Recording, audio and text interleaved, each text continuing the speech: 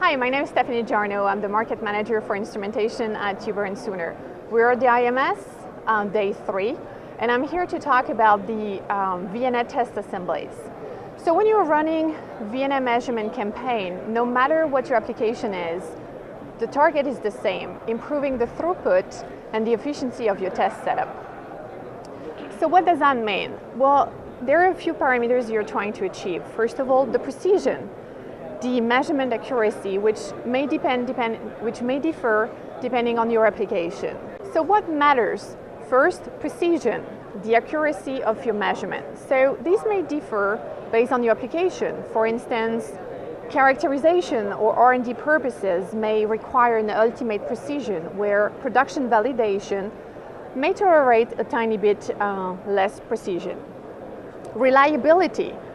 To have what you want to do is measure the true performance of your device on the test. So ideally, you want your test setup to be electrically transparent. Repeatability.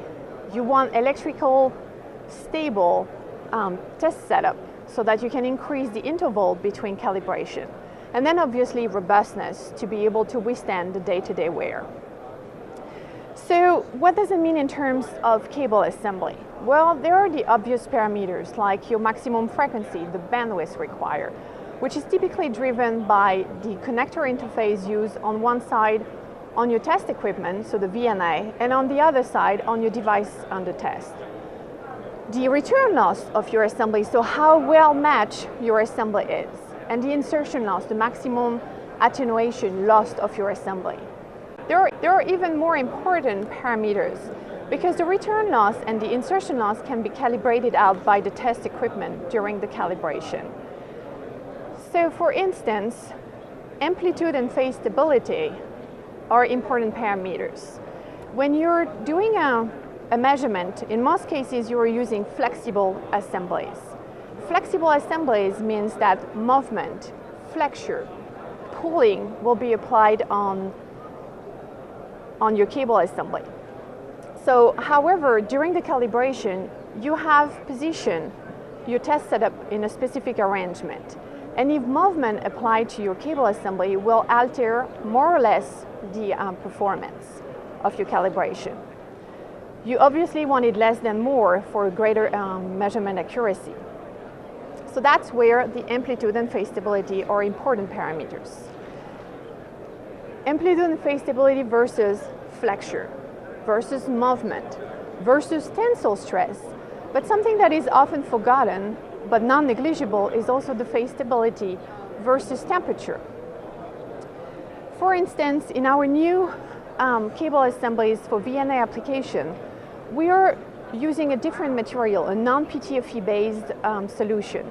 And the reason why is if we look at the phase stability versus temperature, you will see that a PTFE, which is a great material for RF and microwave, that actually does display a phase knee at about 19 degrees C.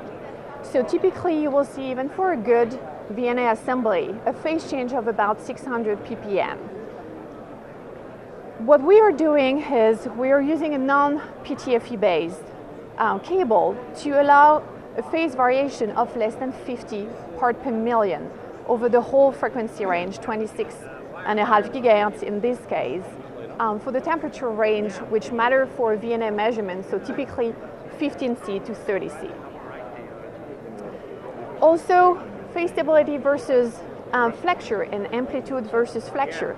In this case, in this particular assembly, we're talking about less than 0.08 dB amplitude change and less than 3.9 degree phase change over the whole frequency range, again 26.5 gigahertz for a 25-inch assembly, which is definitely one of the best on the market. But it is one point to have an electrically stable cable assembly, but you also want a mechanically robust assembly to increase the lifetime of your assembly. So here you want an assembly that is definitely designed and engineered for test assembly. So having an armoring to avoid to bend the cable over its minimum bending radius. So keep the cable integrity intact. Yeah, it sure was. Armoring doesn't mean it's not flexible, because you want a flexible solution to be able to be handled very nicely on your test setup, so no spring back when you flex the assembly.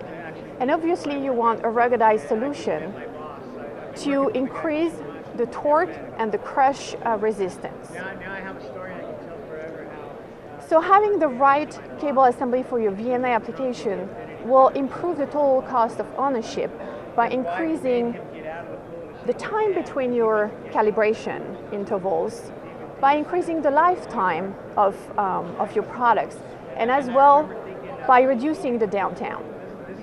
So we are at Huber+Suhner, expert in RF and microwave. We can help you selecting the right cable assembly for your application. Thank you.